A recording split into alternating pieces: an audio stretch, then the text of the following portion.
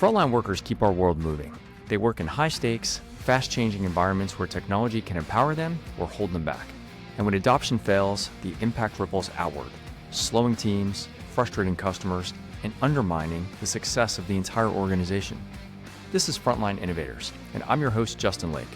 In each episode, I speak with leaders who are rethinking how technology is introduced, embraced, and sustained on the front line. Leaders putting people at the heart of digital transformation. Frontline Innovators is brought to you by Skillful. We help organizations achieve lasting technology adoption for frontline teams so they can work smarter, safer, and with confidence in the tools they use every day.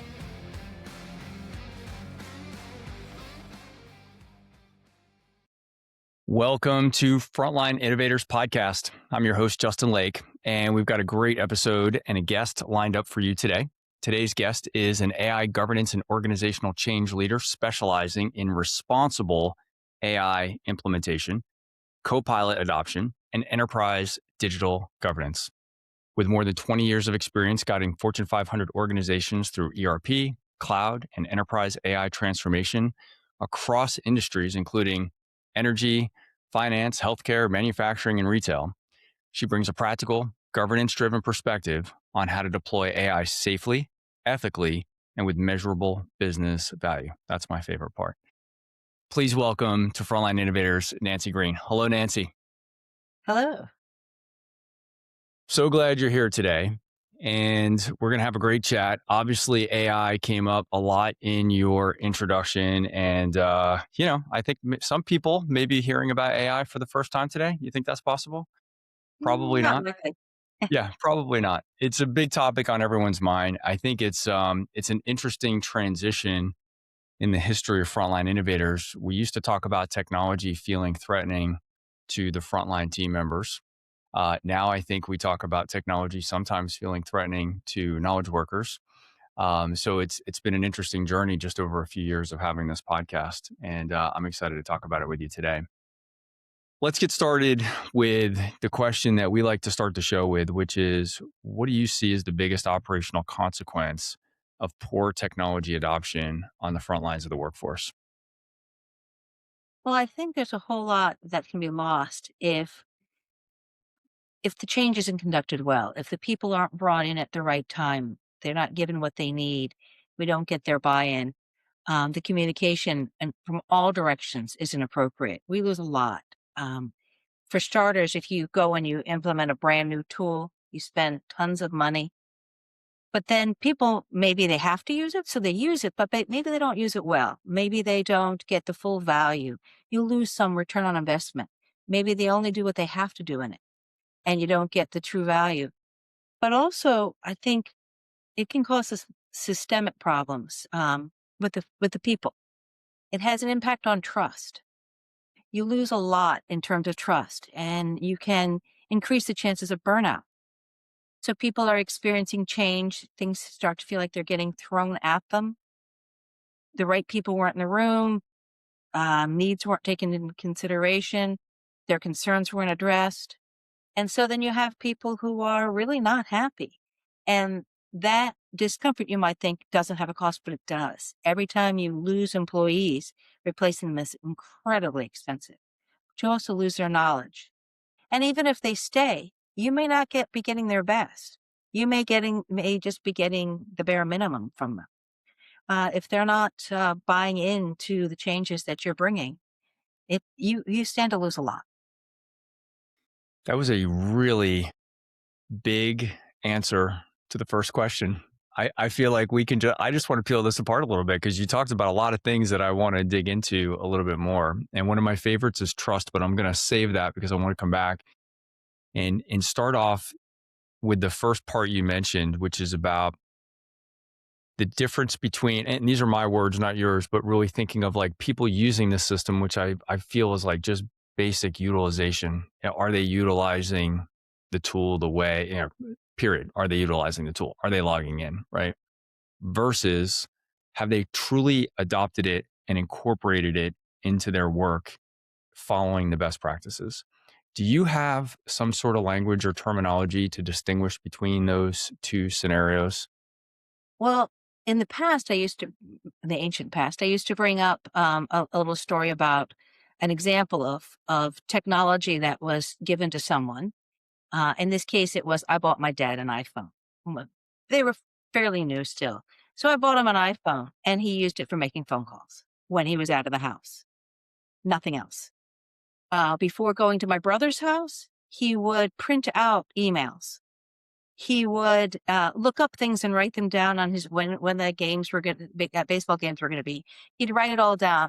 He was carrying with him so much potential, but he wasn't using it. He didn't know. He didn't know it existed. He didn't know that I had an expectation for him to use it, and he didn't know how. And so, yes, he had an iPhone. Yes, he used the iPhone. Did he get his money's worth from that, or did I get my money's worth from that? Not at all. Um, Now that's a very simple and small example, but the same thing happens in business, but usually at a much bigger scale and a higher price, a much higher price.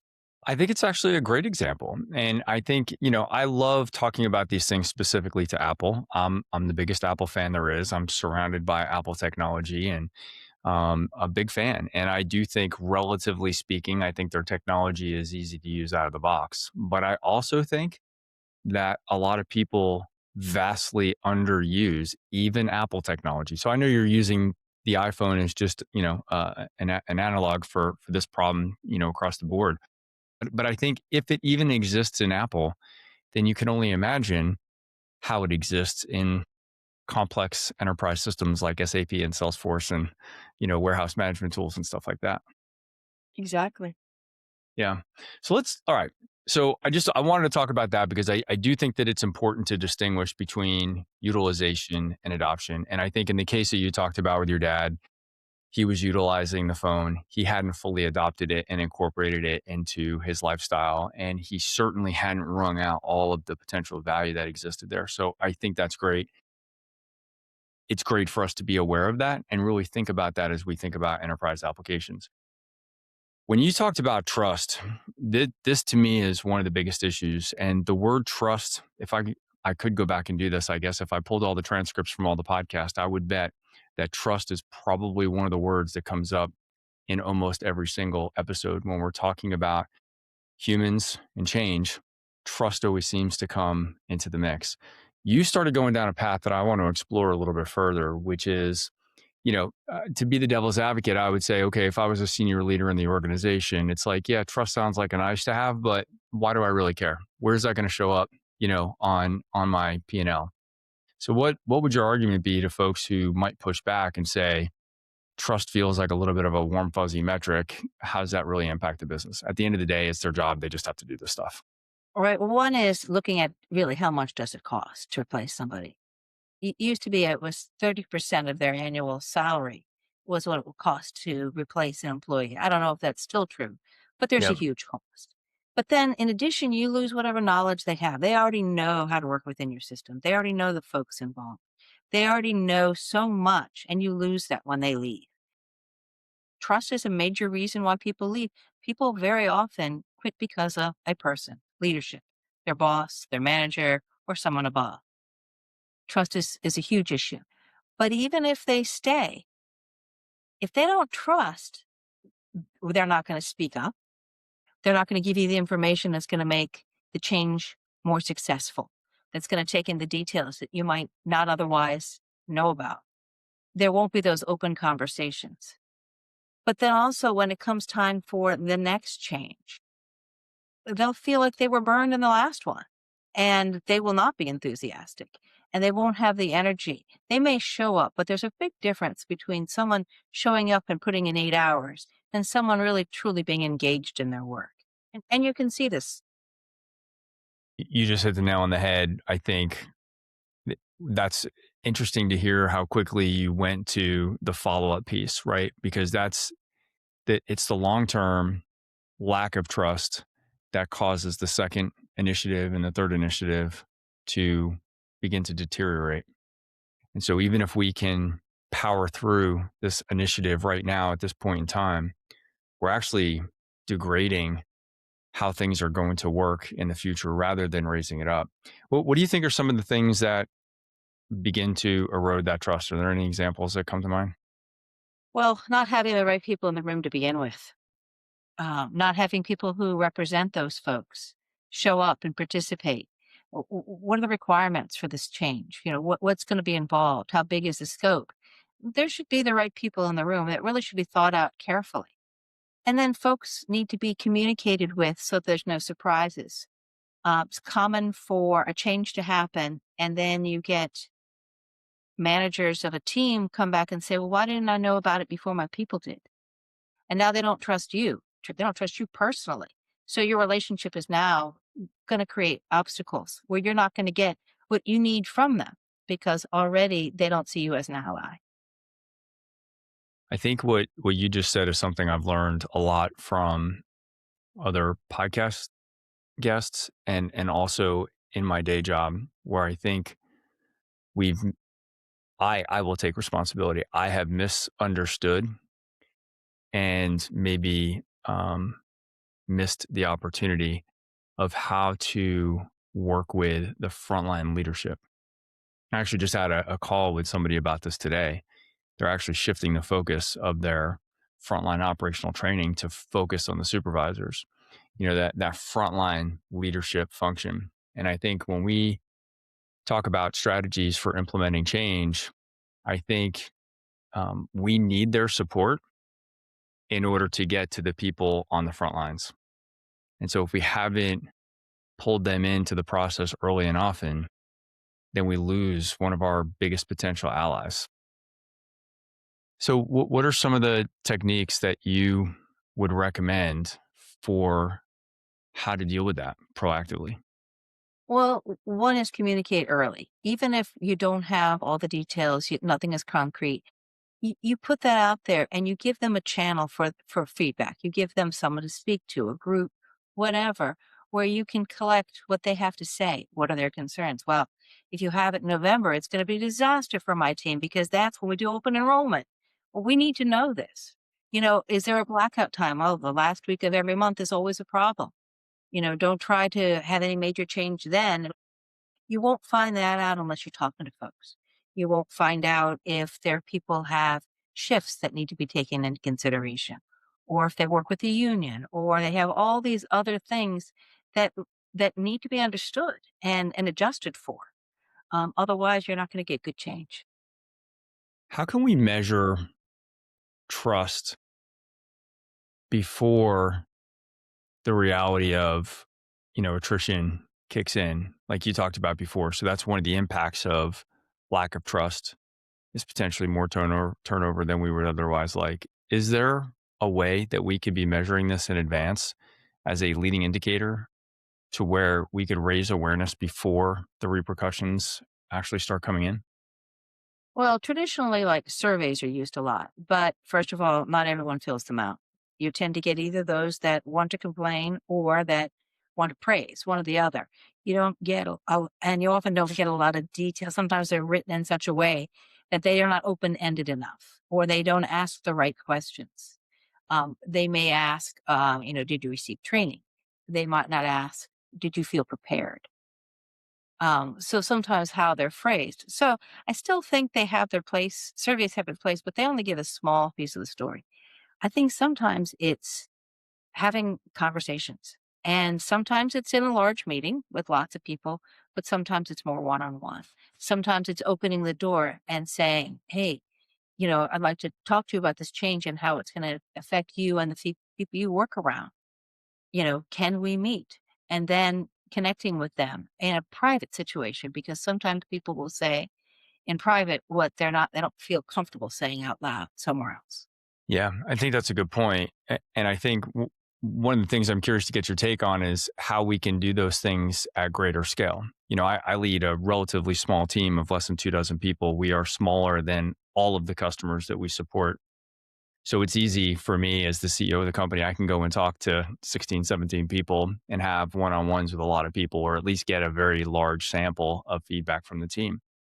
But if we're talking about hundreds or thousands or maybe even tens of thousands of people around the globe, are there any ways that we can try to accomplish when one-on-one across the entire population may not be realistic, but how can we get a reasonable sample size to where we're having a similar impact at scale?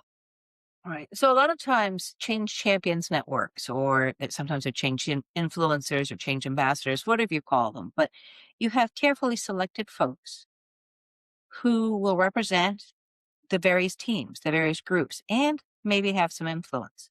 Not necessarily because of their role or because of their position or title, but because they lead meetings, because people turn to them, because they're established, whatever it might be. And sometimes it's not the highest person on the list. Sometimes the go-to person is an admin who if you get the admin there, uh, then a huge number of people will get the information they need because that admin's a great communicator.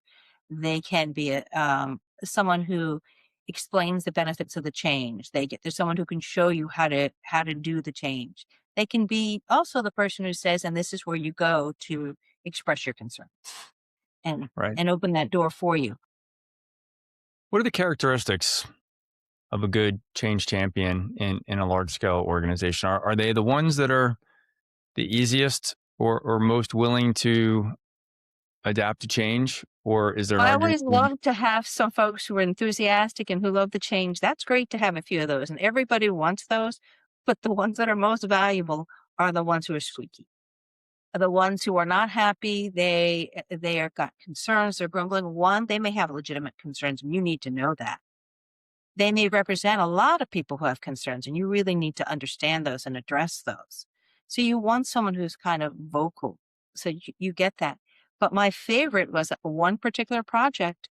There was a guy who the project sponsor and the project manager were just irritated with. And we're leaving a meeting. They're like, "Would you get a load of that guy?" They're like, "He's so annoying." They did not want to invite him to the next meeting. I'm like, "No, that's my man. I'm going to make sure he participates." And I got him involved. Turns out his objection is because he thought he was only going to get a very small tool. He wanted a bigger tool that was going to do more because he wanted his people to have everything they needed and he wanted it to be good. And the reason he was complaining and the reason he sounded negative is because he was afraid he was going to get a very small, like flip phone instead of the iPhone. He thought he wasn't going to get what his team really needed to do their job. And he was very vocal about it. He ended up becoming so vocal and such a great supporter that they actually rolled out the same change to different divisions and departments. It was great. I love that story. I don't know what's caused me to be this way, and I can't think of a particular example that maybe caused me to flip at some point in my career journey. But I think when I see somebody like the man that you were just describing, in a group setting, I'm like attracted to that person. I want to go to them and really understand what's going on. And I think that comes from I'm generally an optimistic and I'm enthusiastic about these things. And so sometimes it's almost like I have a hard time understanding how someone else couldn't be similarly enthusiastic about it.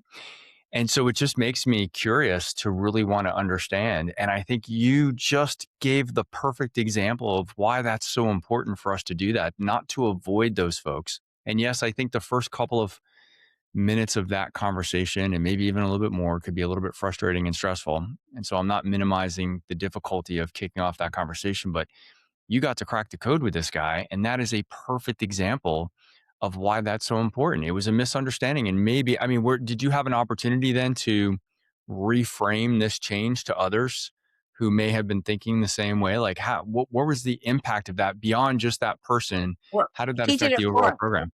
Okay, he even did it better. for us. In fact, he stood up in front of leadership and really praised the project, explained why it was so beneficial, and got so many other people wanting to have the same change for their team. It was a giant success story. But in the beginning, it was definitely a difficult conversation, and I think my project team didn't enjoy it. Like most people don't enjoy difficult conversations, Yeah. and so it's a void. But when you avoid, you miss opportunities. Yeah, we have to lean into those. And this is such a great story. And I hope anybody listening today, will take that and maybe look for that person who seems like they're frustrated because at their core, most of the time, it seems that these frustrations and anxieties are based on misunderstandings. And that's actually, before you and I started recording today, we touched on briefly this point of anxiety around change. And I've come to recognize that that's such a big inhibitor to the success of programs is just the knot that people get in their chest about what this change is all about. And most of the time, it's unfounded. And I'm not saying that their anxiety is not legitimate. I'm saying that the way that they perceive this change, exactly as you were just talking about, is actually different than what we're all imagining, right? What we're expecting, what we're planning to implement. And so once we can break down that communication barrier, we can I don't know what the percentage is. Is it 70 or 80% of the fear we can knock out just by communicating better? Right. Right. Sometimes they have questions that should be asked and should be addressed. And yeah, sometimes it's terminology. And when you find the right words and you change it, then it all works. Sometimes it's reassurance. We're not going to be firing anybody. This isn't to reduce headcount. Sometimes it is, though. And so sometimes you have to be very, very careful. Sometimes they have concerns and they're real and they need to be addressed very carefully and very honestly. Yeah, planning is required. I think it's too easy to label them a problem and not want to have to deal with them instead of thinking there's someone who's got concerns. And if they're speaking, I mean, there's probably 15, 30, 100 others that are keeping their mouths shut but have the same exact thing going on. Yeah. Well, and again, not to keep circling back to the same word, but a lot of this does come back to trust, as we talked about at the top of this conversation, right? And so if the last change that these folks experienced was not well communicated, then we're actually working from a trust deficit on this program, right? And so we're kind of in the hole and we need to bring ourselves back up. And this is one of my biggest frustrations when I've been privy to the discussions going on by leadership about the intent of a program. And then I am able to witness how some of those things are communicated in the field. That is something I find genuinely frustrating because it seems like the story's not always the same, right? And an example of this, and I know for anybody that's listened to the show more than once or twice, you've probably heard me talk about this. It's kind of become like a rant for me, but it's when we talk about efficiency improvements, oftentimes the way that leaders perceive efficiency improvements is at a more macro level throughout the organization, which of course that's their job and that's fine. But when we communicate those changes down to the field and we say, well, this is going to be an efficiency improvement, but that person says, no, this is actually going to take me longer now, then it seems like we're lying. And in some ways, maybe we are, right? What we're saying is we're going to be more efficient as an organization, as a company. Maybe we're going to improve our CSAT ratings. Maybe we're going to improve first time fix rate, depending on what the metric is that we're going for. So at a company level, we may be more effective and efficient. But at the individual level, there may be a small price to pay for that. And I feel like one of the disconnects is that we often come out and we make this, it's like it's this universal adjustment that's going to be good for everyone. And it's actually not necessarily true. And I think sometimes we just need to be okay with that to say, no, this is actually going to take a few more minutes, but here's why that makes sense for the business. Do you have any thoughts on that? Or do you maybe see that Yeah. differently? I think honesty is super important. I think you need to frame it well and be careful with it. But I do think honesty matters. And different different elevator pitches for different groups. They have different needs, they use different words, there are different concerns. So it does need to be different. Um, but yeah, a lot of times the change is going to be harder for certain people. And they may not see the reward because it's not them or their group that really benefits from it. So that really needs to be spelled out. We need to look for what are the benefits. We need to look for how is it actually going to be helping them in what ways, even if it's second or third down the line. It may not be obvious, but because the company is now more profitable, everyone's job is more secure. Everyone does better, even if that means you now have 4 more steps to do and more. Right. And to go back to another point that you made in the beginning, this is why engaging the frontline leadership, I think, is so imperative because we may be able to have a more strategic conversation with them to prepare for this change with their team members and say, hey, we all acknowledge this is going to take 4 minutes longer per delivery, or it's going to take a little bit longer for this transaction. But let's sit down and talk about how we can manage that from an overall team time management standpoint so that the team can still perform, you can still perform as a leader. And then let's think about how you're going to coach your team through this change, which we acknowledge on a per transaction basis may take a little bit longer, but exactly as you just said, here's the long-term benefit to that. And I think if we miss the opportunity to talk about that with the frontline leadership, then what happens is we have the frontline team member and their leadership saying the guys at corporate don't know what the heck they're doing. It seems like it would work against us. Well, sometimes I think the incentives are set up incorrectly. So sometimes they get incentives maybe for speed. And this Hmm. new thing that they're being asked to do is going to make them a little bit slower, but it's going to give better reports, better trending, better prediction. It's going to help the company do better, but it's not going to help their report card. Right. It's going to affect their performance review, their paycheck. So that needs to be adjusted. Sometimes I've had to sit down with leadership and say, let's look, are you incentivizing the right behaviors? Is this what we really want? And are you going to be punishing people for following this change? And that's a difficult one too, because um, it's usually not they've got their incentives in place. They've had it for years. I don't want to look at it. So sometimes that's a difficult conversation. Well, and you just made the project harder, right? You made for the leadership, right? Because they were like, "Hey, we Exactly. were just going to impose this change, and now you're coming back and telling me that we have another very strategic decision to now make."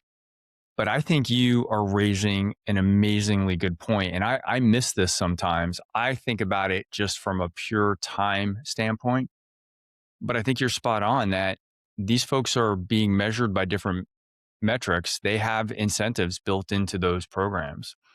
And oftentimes the change that we're trying to implement, it goes back to what I said. There may be efficiency at the company level, but it may actually be a disincentive to the people who actually are going to be most affected by the day-to-day change. And I think, teasing that out early so that we understand it. And I love your suggestion that, this has got to be something that we bring front and center to leadership, because otherwise, what I have seen happen, whether I've understood why it was happening or not, what I've seen happen is the technology adoption falls apart. And then I've always been on the technologist side of things. And so there's a lot of finger pointing saying this stuff doesn't work. Right. And in almost every case, when we diagnose the technology, it wasn't the technology not doing its job. Not every time, but most of the time, it was doing largely what it was set up to do. But we have issues like this, like you just described. I think that's such a great point. When we had our prep call, you said something that it kind of stuck with me, and I just want to bring it back up. You said people tend to assume that everyone is like them when it comes to technology.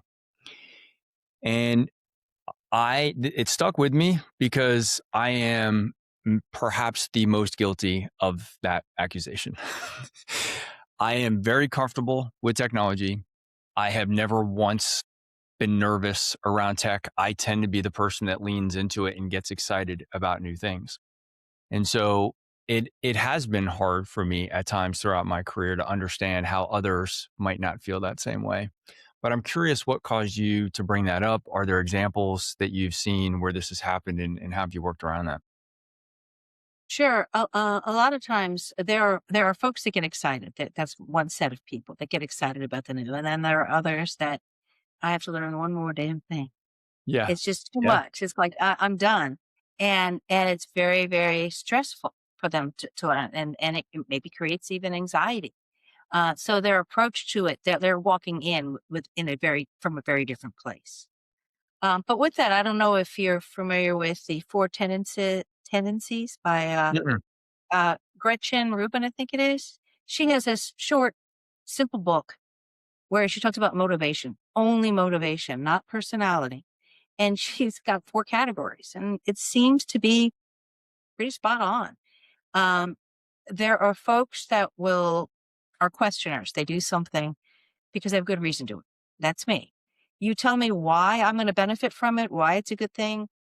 I'm going to start doing it. I brush and floss every day. I do all these things because I know the reason. That does not work for my husband or my friend. Yeah. Um, they're rebels. You tell me to do something, I'm going to do the opposite. So Yes. telling them to do it is not going to work. And then you've got those that do it because of the social interaction, because of the social commitment. Then you've got those that have an internal commitment and they do whatever they had planned to do and whatever they had committed to themselves to do. And only that. All of this has to be taken into consideration when you're writing your communications or you're sharing information. Um, my favorite thing, the local elementary school here says, have a great day or not. The choice is up to you. Because there are always some kids that say, don't tell me to have a good day. That's I'll have a interesting. good day if I feel like it, but not if I don't. And I mean, that sounds silly, but at work, this happens. There's a lot of people who are sick and tired of being told what to do. And giving them the reasons are not going to be good enough. Giving them choice and letting them buy in, letting them become part of it is what you need. So in 10 years, those kids are going to be in the workforce. So can we anticipate a little bit, the people, can we anticipate that they'll adapt to change better? No, Well, that's not even, they're already in the one of my friends is quite a bit older than me, and she's always been a rebel in her personality. She has always done what she's told not to do. And that's the way it is. They're already there. The difference is whether or not we choose to communicate with them in a way that's going to be effective. yeah. So this kind of goes back though to the contrast that always like to kind of draw between my company, again, relatively small, less than 2 dozen people. I can attempt to approach my change leadership with a little bit more personalization, right? Because just the sheer numbers make it more tolerable or possible. In a large scale organization, how do we take those like four different not personality profiles, but the you specifically Motivation. said it wasn't, yeah, but the motivation, the sources of motivation for each of them, how do we apply that on a level of personalization and scale at the same time? I kind of have when I'm going to write, I have those four personas kind of out with for the motivation, and I try to think of what is the message they need to hear, and what is the wording? How do I need to put it? Uh, and I don't always get to know the people in advance, so Mhm. I just have to try to incorporate and put as much in there as I can that's going to work for them. I mean, that's why change champions are so valuable. I try to give them um, the tools, but the same message, but maybe on different slides. One slide for one person, another slide for one of those four, and Yeah. so that it can be used by them. I can see the Change Champion Network being a way to implement that personalization because presumably those champions would be closer to the workforce. They would know some of the personalities, obviously, in the field.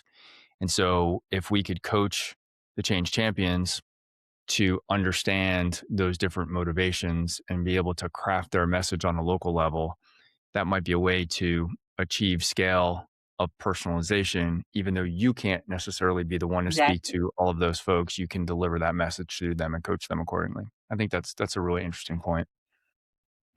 You mentioned in our previous conversation that there's some people that just, you believe, choose jobs to avoid certain technologies or just to avoid being around technology. And this is something near and dear to me because I think most of the workforce that I have served throughout my career, I think would fit this bill. So this also caught my attention when you mentioned this. And they wanted the independence of driving a truck, or they like to repair things, and so they chose a path in field, as a field service technician or something like that. They didn't choose it because they wanted to have to document all their work in some application. They don't even like to do the paperwork, even if it was on paper, let alone now turning it over to some digital format, right? So, how do we handle those people? I mean, they're in the workforce, and I think we'll probably continue to see them. Maybe we'll see a little bit less over time as the generation that's grown up around tech has just been indoctrinated that way. But what are your thoughts on that? How do we handle that? I do think they need specific planning. Often, especially if it's something that they're going to have to do. Trying to find the way that works best for them. So I know for a lot of people, I remember hearing someone say, if I wanted to work with computers, I just study computers. I don't want to Yeah, work with computers. Don't tell me I have to, do all my work stuff up on a computer. Well, one of the things they've done is given them tablets that are sturdy and can be thrown in the back seat or whatever. Something that can be done while they're standing out under a tree, whatever, doesn't matter. Right. Right. Sometimes that, the technology itself can be helpful, but the other is more support. I think the other is having live support or, in the moment support so that they can get the help they need right away. I think that when a new change is implemented and you've got folks like this, you may need 6 weeks, maybe even 2 months worth of um, having people available to answer their questions, to help them through it, to show them or re-show them. It's a lot more support needed. And I think getting it real time is more valuable to them than having training, because sitting through training again is, if I wanted a job that deals with sitting and watching training, I would have picked that job. This has been a big lesson for us in my day job at Skillful, which is that we have been big advocates for preparing the workforce for change in advance. And I still stand by that. I think there's obviously a place for that. I think that the thing where I've changed my opinion, just based on seeing how things work with real people and real companies, is we can overdo the front end a little bit and actually saturate them with too much change, too much knowledge, too much information all at one time. And I think that's been part of how I've adapted through my learnings is saying, one of the leaders on my team has an expression that I've taken on as my own now, but I give him credit. This is for Kurt. But he calls it minimum viable proficiency. And it's basically just this idea that there's a certain amount of training that we need to do to get somebody up and running. And that is in advance. We just have to do that in advance because we can't send them out to the field to go do this job with no knowledge at all. We can't just say, hey, here's the documentation or here's the source of information. We do have to give them a baseline. But we could have a more strategic conversation to say, what is that minimum viable proficiency? What's going to give them just enough so that they can feel confident and competent going out to get started, and then give them a place that they can come back to when they run into a jam. And that's really more the enablement side of things. And so I've definitely evolved in that. I would say a few years back, I would have said, no, we got to cram, all 30 lessons down their throat and make sure that they can, test out of all of these things. And the reality is the retention's poor. And then what we've done is we've trained for just like memorization instead of training to be resourceful, to know where to go to get help when you need it to build that confidence. So I'm curious about, what other techniques you would offer up to say, how do we really think of it less as a training exercise and more of an enablement one? Are there tools or techniques that you would advocate for? Well, definitely breaking it into bite-sized pieces. Absolutely. No Yep. 2-hour videos ever. Yes. Keeping it short. You watch a 2-minute video, you try it out yourself. Watch a 2-minute Yes. video, try it out yourself. That's great. Hands-on keyboard is generally better than demo. But the project I'm currently on, is kind of unusual in that usually you have a go live date, end user go live date. There may be a technical go live date that's prior to that, right? You make sure that the system is up, it's in production, you've tested it, everything is good, and maybe a week goes by or 2 weeks or whatever, then you have your go live and then the users start using it. This one's reverse, which is unusual, and it caught me off guard, but it makes sense. Um, it's not even in production, but even in the development part, they had users come in, and it wasn't really just testing. The idea was, yes, you're going to learn. So what they did is some basic learning, and then they sat in a room with the project team and walked through, but doing real scenarios of their real work. They continue to use, they'll eventually get the production site, but they continue to use the development site, both giving feedback, but also trying to get real value out of it. They're using it actually for their weekly jobs. It's not fully baked. It's not all the way ready. They have a list about what's ready and what's not. So they know, but it's not all at once. It's bit by bit by bit. And there's a lot of changes between the time they first got to see the system and then the time when it's going to really go into production. I think that's fantastic. I mean, that is agile development, the way that has been talked about for over a decade, of really not trying to just do a waterfall where we think we know everything that we need to know and then dump all this change all at one time. So I love the approach. What's been the feedback from the users on that? Have they been happy or frustrated about being part of that evolution? Well, I think they've liked being part of it. I think one is they like helping to shape the way it's going to be and be able to give good feedback. But they also like to know early on what's it going to be like, so there aren't a lot of surprises. But leadership really wants them to see if they can't get some value, some business value. In other words, the project start paying for itself even before we go live. Um, That's and fantastic. I think that's a good way to go. Are there any downsides that you've identified thus far to this? Anything that maybe didn't work Yes, out the way that was planned? you absolutely have to set expectations. So Yeah. we had to have what you're going to see and what our plan is for the short term and long term future. Which things are wish lists, which things are for sure going in, and which things aren't going to happen. But also, in this case, what data is available because the data will be added at different times. They need to have a site where they can go to check to see if the data they're looking for is going to be available. So we had to set that up and make sure that they had a way to find out, um, what's actually expectation setting was a big piece. We had to Yeah. tell them this is not finished. This is not the end product. Um, but it was great because we could see what they did. What did they try to do? What worked, what didn't work for them, what needed to change. It wasn't the classic um, user acceptance testing or anything like that. It was much less formal. Yeah. Well, a lot of times UAT is expecting that it's done, right? Whereas what you're describing here is the opposite. You're expecting that it's not done. And Yeah. I know that sounds like just a couple of words difference, but it's a fundamental difference in really how you've approached this, right? I think one is, hey, let's just get this thing buttoned up because we're pretty much ready to go live. And then any changes that come up in UAT are like friction, right? Whereas what you just talked about, it sounds like the team went into that knowing that there were going to be changes and leaned into that instead, which is fantastic. What about the analytics? Did you guys have any analytics to draw on, or was this like what were you guys looking over the shoulders of the users as you went through this process, or were there any analytics that you could look at this at more scale? Well, this was actually a very large company, and they have a user experience team, a UX team, Okay. amazing group of people, Yep. and they have true methodology. They follow it the same way you would do a science experiment. They have a list of rules. They have a script. They don't want to tell the users what to do or what to say. They gave them the URL and watched what they did. Could they figure out how to get in? Could they figure out how to write a prompt? Could they find what they were looking for? What happened? And watching, when were they frustrated?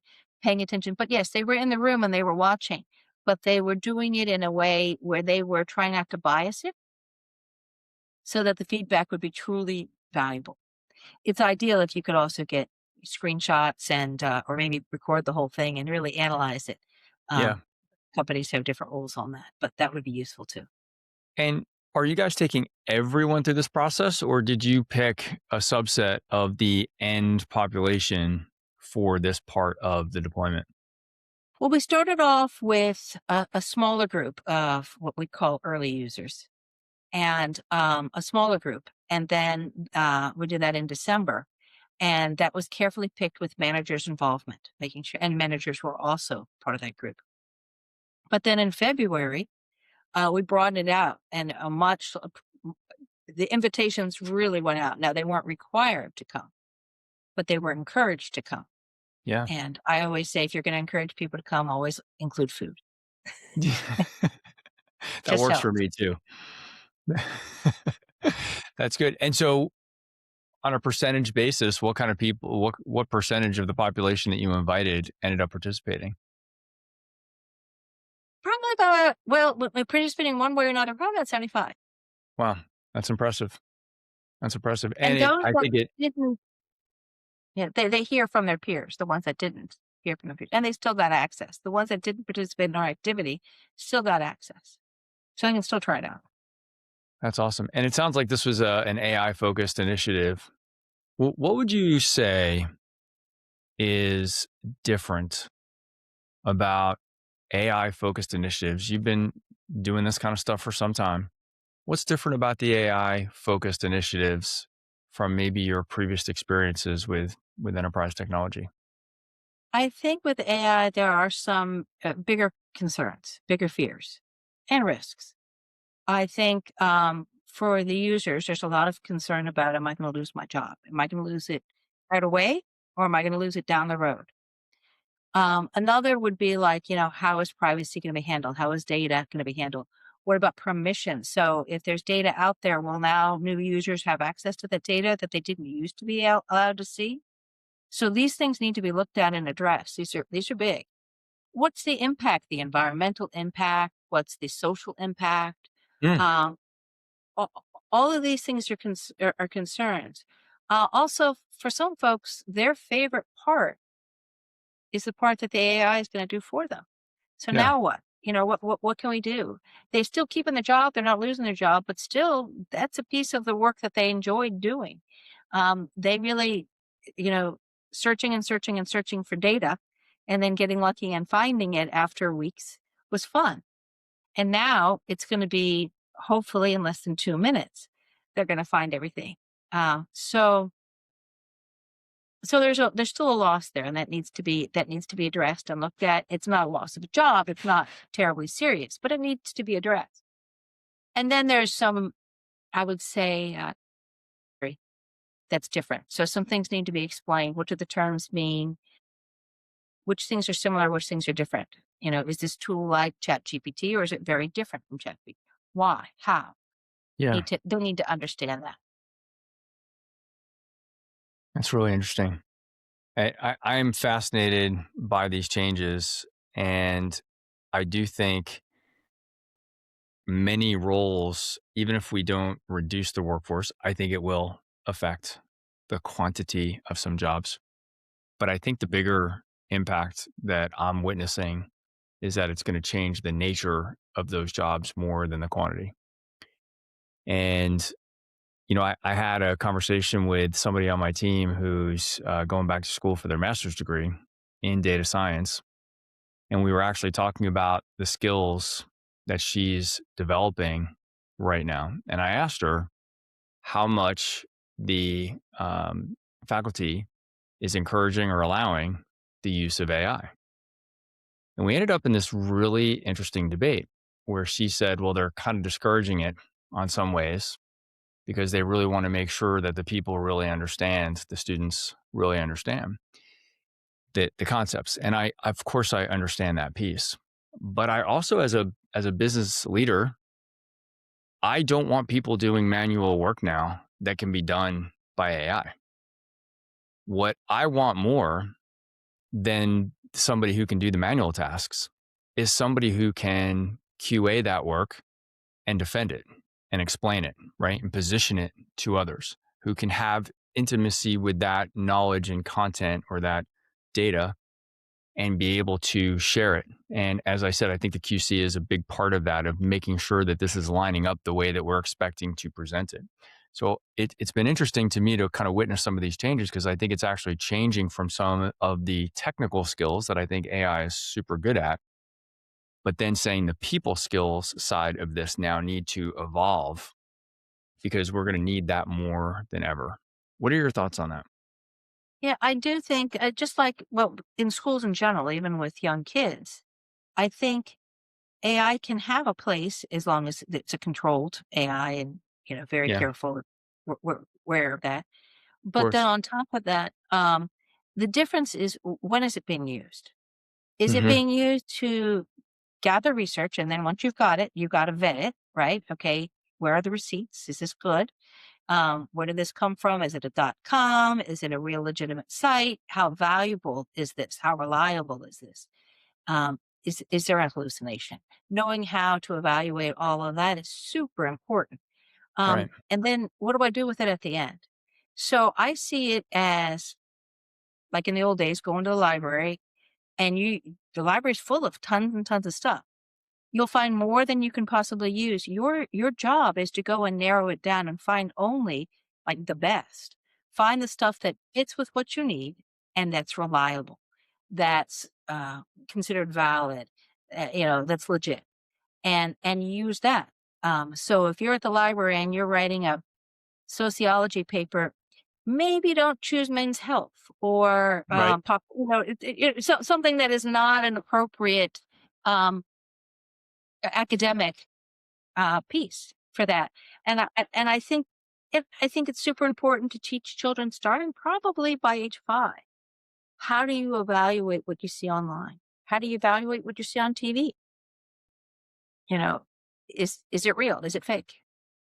I agree with you completely. And this is really what I think you said it better than I did. But when I'm thinking about the human judgment part of this, it's become very easy to collect data, right? So I love your library example because it was physically hard, not like weightlifting hard, but I just mean walking into a library where there's just a massive amount of information, finding the right books, finding the right chapters, finding the right information. There was like just some labor involved in that.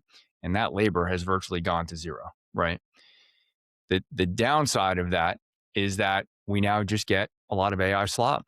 And so our judgment needs to be used as humans to determine all the things you said. Is this valid? Does this actually align with what we actually know in the real world about this? And then, as I said to this college student and one of my team members, is the value of being able to present that and have lead a conversation with other human beings, I think is going to be paramount going forward because we can't just throw a bunch of documentation out. I can already see it happening where we have like an abundance of information and maybe not enough concise communication. And I'm not even sure I'm communicating that well yet. These are still thoughts developing in my head as I see what's happening in our business and with our customers. But I do think that the downside of AI is just an influx of a massive amount of content that can be produced in a moment. But we need to apply our human judgment to that. And I think that'll be a big challenge for us, in the months and quarters ahead. Yeah, I think it's very important for us to remember our role. AI is a Hmm. tool, and Right. we're the people ultimately responsible. And I do think that people need to realize that, well, I AI said da da da. No, no, no. You're Right. choosing to believe this. You are now responsible for the decisions you make based Yes. upon what you got. There has to be Yeah. responsibility. I think you just hit it. I think that's a great point that I want to come back to. It's not okay to just say, well, Claude or Copilot or ChatGPT said this thing. You have to make it your own. And that's really where I guess I'm saying I think the human judgment side of things needs to come in. Yes, I got this information from that tool, exactly as you said, but then I applied my judgment to this to say, this is right, this is wrong, this aligns with what we were looking for or not. And now I make that piece my own. And this isn't like, I'm not trying to take credit for the work that the AI did, but I am saying that this output, I still need to own that. And I think that's one of the things that I have concerns about is AI makes it so easy to create that I think it's easy to be lazy and just pass that off as if it's done. And I notice it with myself, and so I'm looking out for that as an individual, but I'm also looking out for it as a leader to say we've got to create some processes where we challenge the first draft of anything before we share it, and there's still a role for the people. And the people that don't do that are going to be the ones at risk, right? Because I don't need somebody else to type in a prompt for me, right? So I think that's going to become a key differentiator. And my guess is that policies are going to have to be put in place um, to deal with this particular issue because law enforcement, there's already been some cases where they have gone with facial recognition and AI, not done their homework, arrested somebody, and what they did to the person that they arrested was far worse than the crime that they were falsely accused of. Yep. Um, and it's the people who are responsible because Yes. they made the choice to go with it without checking it out. Yeah. But the institution is the one who's got to have the policies in place. They have to have governance. They have to have training and rules and check and double check. Yeah. It's amazing how much change has happened in the last year. Uh, just and it's hard to even get your head wrapped around the change that will likely happen going forward because the pace of change doesn't seem to be plateauing. It seems like it's still going up and maybe even still accelerating. So I think when we think about technology adoption by humans in large complex organizations, this is probably going to get a little bit harder before it gets easier. And very curious to see, how things are going to continue to evolve. I knew this was going to happen with you. We've already had we've run out of time. We're past our time already. But I do want to just ask one more thing of you, which is you've been pretty steeped in AI implementation across a few different organizations, and I'd be curious if you had one first piece of advice that comes to your mind about what to look out for or what to lean into as you're helping to lead change around the AI capabilities. What would that be? I would say make sure you have a really good RACI chart. Make sure you really understand who all needs to be involved in the governance of it, both as a project and ongoing. Making sure that responsibility is truly assigned and that your risk folks have been taken into account. They've been involved. You've got, the legal, whatever their impacts might be. You've looked at all of it, and no one who has valuable insight into the risks hasn't been a part from the beginning. Excellent. I think that's good advice. As we wind down, I don't normally offer this up, but I would love for you to share with me the link to the information about the motivation, the four areas. Sure. If you wouldn't mind sharing that with me, I'd love to include that in the show notes because I think that was pretty powerful. Selfishly, I'd like to read up on it myself. I think it would help me, and I bet a lot of folks that are listening here today would find value in that as well. So I'd love to share that. Great. Excellent. Nancy, thank you so very much for the time today. It was great to get to know you and appreciate you carving out an hour of your day with us. Thank you. All right. Thanks for listening to Frontline Innovators. If you enjoyed today's conversation, be sure to subscribe so you don't miss future episodes. And remember, when we put people at the center of digital transformation, frontline workers thrive and organizations succeed. This podcast is brought to you by Skillful, helping frontline teams adopt the technology they need to work smarter, safer, and with confidence.